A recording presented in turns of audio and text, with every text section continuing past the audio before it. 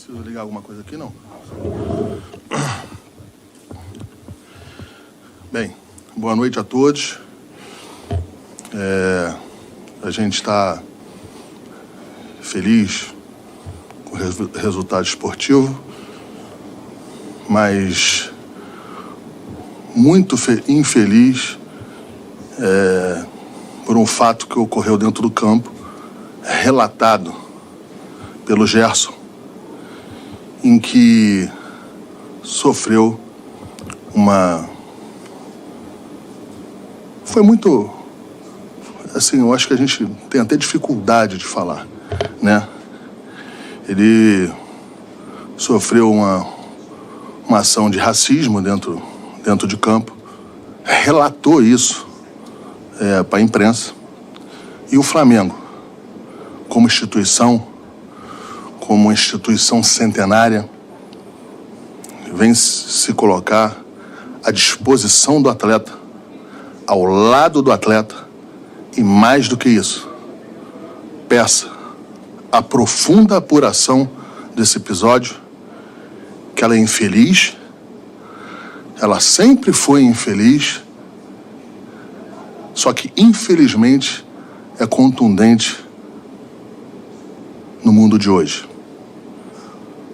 O Flamengo, mais uma vez, está ao lado do atleta, com o atleta, e pede uma profunda investigação sobre o relatado e as acusações do atleta do Flamengo. Muito obrigado e um bom domingo para todos vocês.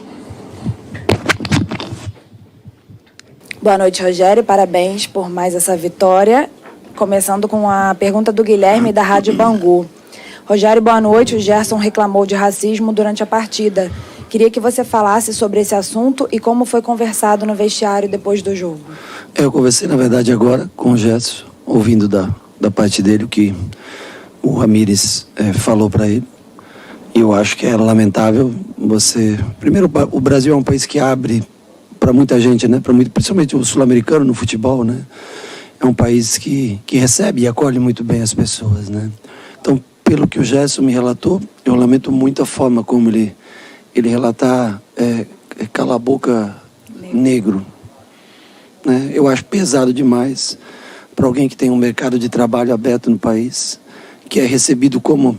Eu já trabalhei em alguns clubes e com muitos estrangeiros, recebido super bem, e tomar uma atitude dessa. E também o racismo não está só nisso, não, na cor. Às vezes a pessoa não está na camisa que você veste, né? Está em quem você é dentro de você. Então, assim, é lamentável a situação criada no dia de hoje.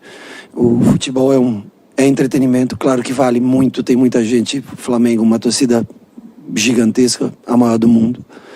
Mas o respeito ele não pode faltar dentro de campo. E atacar um jogador dessa maneira, um ser humano dessa maneira, não um jogador, um ser humano dessa maneira... conforme o Gerson relatou para mim agora no vestiário, eu acho de um nível muito baixo. Wesley Ramon, Urubu Interativo. Rogério, boa noite. Pela forma que foi a vitória, o jogo de hoje foi um ai Jesus? Ai Jesus no sentido do Jesus treinador? Ou no Jesus ai que também não sei qual? O sentido da música. Da dificuldade? Isso. O jogo foi jogado mais de 90 minutos. É incrível que o jogo tem 90 minutos e nós jogamos mais de 90 minutos com um jogador a menos, né? Então, foi, acho que um jogo histórico, porque você está ganhando de 2-0, faz um gol com um jogador a menos, toma virada de 3-2, você reunir forças psicológicas, você ter... Aí que nós falamos esse tempo atrás, na parte mental, né? Nós citamos aqui, né? E o time teve força mental, as substituições também, que contra o Racing deram resultado, porque nós estávamos perdendo para o Racing, empatamos e levamos para os pênaltis.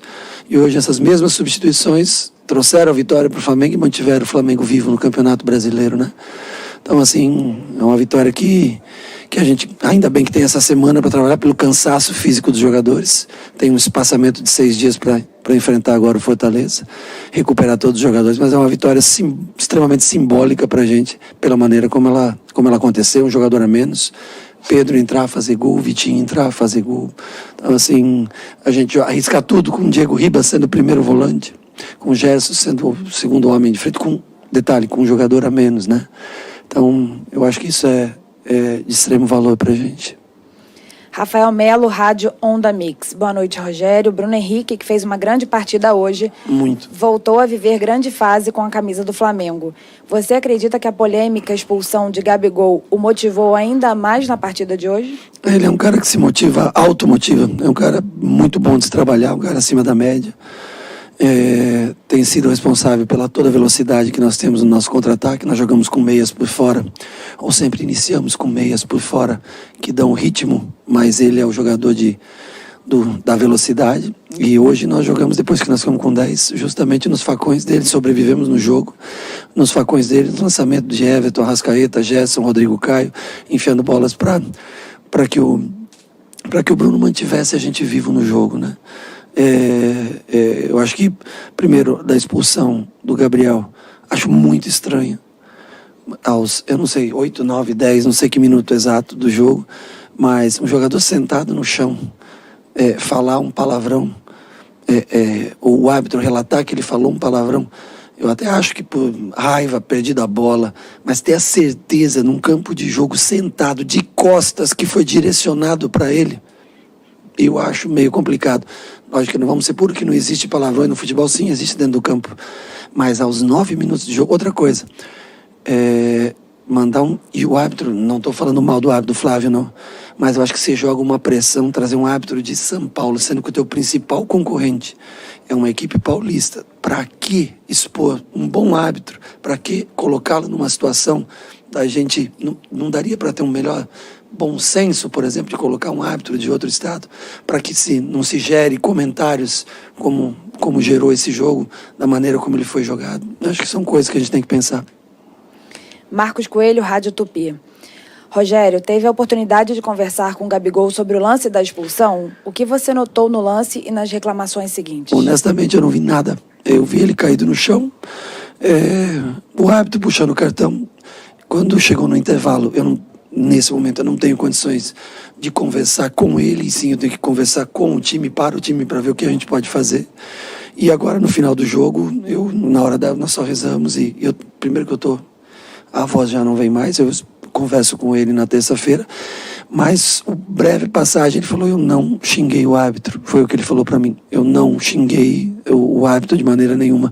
Essa foi o relato da única troca de palavra que eu tive nesse intervalo todo, que foi da expulsão dele até o final do jogo. Luciana Zogaib, Rádio Ferge. Com um jogador a menos e tendo levado a virada no segundo tempo em menos de 15 minutos, qual o peso e o que representa uma vitória como essa para a equipe na briga pelo título? Olha, eu parabenizo os jogadores que tiveram a cabeça no lugar para se manter no jogo depois do 3-2. Porque você tomar um primeiro gol, já esfria, você toma um gol de empate. Nós tomamos um gol de bola parada, que eu não gosto de tomar gol de bola parada, e tomamos um gol hoje de uma coisa que a gente treina bastante, que é o posicionamento de bola parada, de escanteio defensivo. E aí muita gente já dá o jogo como perdido, né? E eu acho que os jogadores também que entraram durante o jogo se dedicaram bastante, ajudaram muito, né? Isso mostra que um time ele não é feito de 11 caras, né? O Diego, talvez eu poderia ter colocado ele um pouquinho mais cedo. No momento que eu coloquei, que eu passei o Everton para volante, joguei com Everton e Gerson de volante. Eu tirei o Isla para deixar o João um pouquinho mais na contenção, para liberar os dois para jogar, né? E aí depois, 3 minutos depois, eu fiz a correção com o Mateuzinho, mas Vitinho dando velocidade, porque naquele momento, eu garanto para você que não fosse um jogador com explosão e velocidade, ele não conseguiria chegar antes do goleiro para dar o toque por cobertura no goleiro. Então, só para frisar que contra o Racing, nós fizemos substituições muito parecidas e empatamos o jogo com 1 a menos, jogando 30 minutos dessa maneira. Mas, claro, os pênaltis decretaram uma outra conotação sobre isso.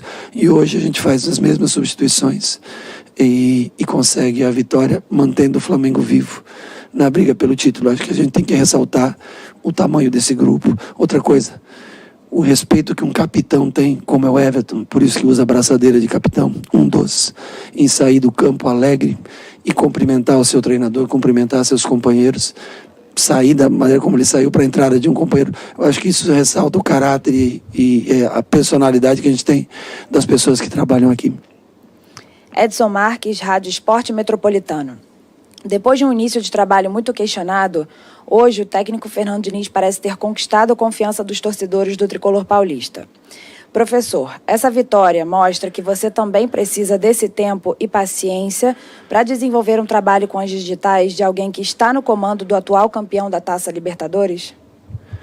Olha, primeiro que eu acho o Diniz um ótimo treinador.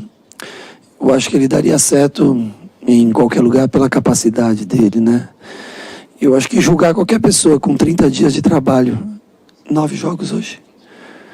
Hoje, 9, né? Eu aqui 9, né? Com 9 jogos, sendo que eu me propus a vir para cá no meio de uma viagem para dar um treino para enfrentar o São Paulo, de um time que tinha mudado toda a sua maneira de jogar. Eu acho muito precipitado. Mas assim, eu entendo porque o futebol é paixão, é emoção, o torcedor está aí para, né, para dar a sua opinião, sempre. E ele vai muito em função do resultado, né? É muito emotivo. E eu acho que essa é a graça do futebol. Então a gente tem que saber enfrentar as críticas, agradecer os elogios, né? Mas o principal de tudo é que eu acho que esse time está ganhando parte física, confiança. Esse time não viraria esse jogo há algum tempo atrás.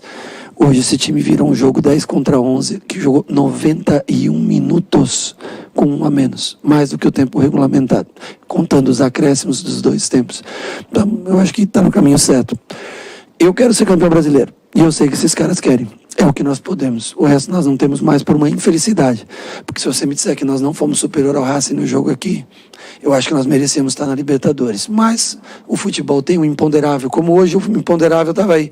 Aos 9 minutos, um cartão vermelho. Você não teria sido uma vitória tranquila. E nós sobrevivemos ao imponderável mais uma vez. Felipe Schmidt, GE. Boa noite, Rogério. Como você avalia a postura do Mano Menezes ao longo do jogo e também no caso que envolveu o Gerson? Bom, ao longo do jogo, quem sou eu para avaliar a postura de um treinador adversário, alguém com mais anos de carreira do que eu, inclusive, eu não tenho uma avaliação, cada um se comporta da maneira que lhe cabe durante o jogo. Com relação ao Gerson, eu acho muito prematuro você tecer uma crítica ou zombar ou qualquer coisa assim, antes de apurar dos fatos que realmente do que aconteceu.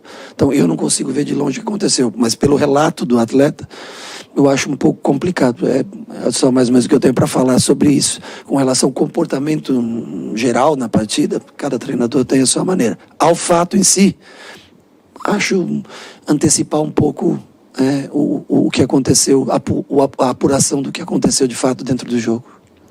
E lamento muito pelo Gerson. Lamento muito mesmo. Porque eu conheço esse menino. Não por ser unicamente pelo acontecimento em si, mas por conhecer quem ele é todos os dias. Isabelle Costa, canal Paparazzo Rubro Negro. Boa noite, Rogério. Vi o seu abraço no Vitinho após o apito final. Como você tem trabalhado com o jogador para recuperá-lo depois das críticas recentes? Eu acho que assim, todos os lugares que eu trabalhei, você sempre tem aqueles que são mais criticados, mais cobrados. E eu acho que você nunca deve... E o torcedor tem sempre a razão naquilo. O torcedor, ele quer o resultado imediato, ele quer...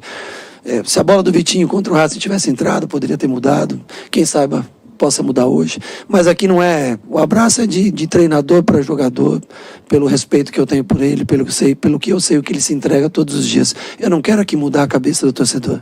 Não quero aqui mudar a avaliação do torcedor. Pelo amor de Deus, longe disso. O torcedor, cada torcedor é um treinador. Cada um, você vê, um gosta mais de um, gosta mais de outro, e a gente respeita.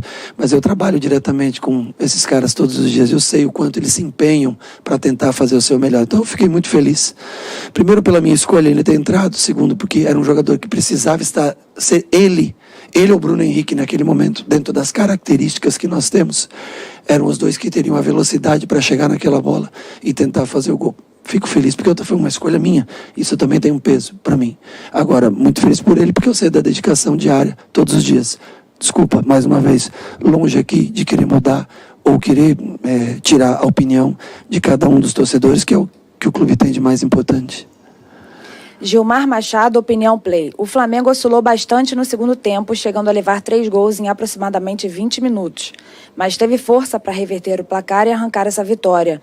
Na sua opinião, que fator foi preponderante para o Flamengo conseguir obter êxito na partida? Consegui mesmo após o terceiro gol, a virada com um jogador a menos. o que não estava nos planos. Acho que nós cometemos erros durante esses 15, 20 minutos. Conseguir ter a cabeça no lugar para botar o jogo novamente em ordem. E as substituições, a entrada do Pedro, fez gol. A entrada do Vitinho, fez gol. Diego, você colocar a coragem de colocar um meia, um camisa 10. Ele já jogou muitas vezes no Flamengo como segundo volante. Como o primeiro foram raras, né? De você, em determinado momento, botar mais um lateral ofensivo durante o jogo. Ou seja, a coragem para querer ganhar. Você tem que... Todo mundo quer ganhar. Mas tem que ver que quanto cada um está disposto a arriscar pela vitória. E nós arriscamos tudo que nós tínhamos, porque nós sabíamos que a única coisa que manteria a gente no campeonato era a vitória. E eu acho que esse foi, talvez, a atitude e o prêmio que nós tivemos pelo resultado final. Mauro Santana, Rádio Roquete Pinto, 94 FM. Você sempre foi defensor dos jogadores criticados pela torcida. Qual a importância do gol da vitória ter saído dos pés do Vitinho, um dos jogadores mais usados por você? Desculpa, eu sou defensor dos bons atletas e pessoas de bem, dos caras que trabalham todos os dias, que eu enxergo.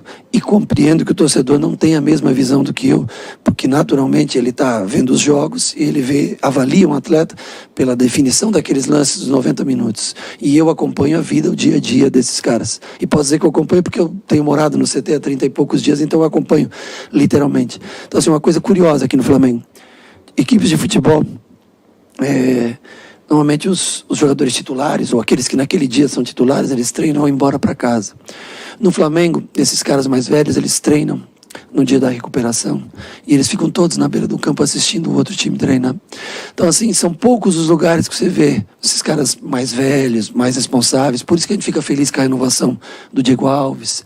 Por isso que eu fico feliz de ter um cara como o Diego Ribas, que por mais que eu tenha deixado, acho que um pouquinho tarde para colocar ele no jogo, mas ele tem um semblante bom, o Everton Ribeiro. São caras, assim, diferentes. E eu acho que são caras que também ajudam, apoiam, né? O caso do Vitinho. E eu repito, eu não quero mudar a opinião do torcedor. Eu só quero destacar que o Vitinho, qualquer ser humano com apoio, ele tende a render mais do que com críticas. Última pergunta, Pedro Henrique Torre, ESPN. Boa noite, Rogério. Na última coletiva, você falou sobre a importância do Gerson. É um jogador que você vê como fundamental. O quanto a partida dele hoje e sua liderança dentro e fora de campo, como o episódio de hoje sobre o racismo, reforçam a sua visão? O Gerson é genial. Essa é a palavra que eu tenho para te dizer. Para mim, ele eu falei na última entrevista, ele é o melhor segundo volante com sobras disparado no Brasil. Então, assim, além de ser uma pessoa fantástica no dia a dia, bom astral, bom humor, jogador que, quando o jogo está difícil, carrega sozinho a bola, leva, chega ao ataque.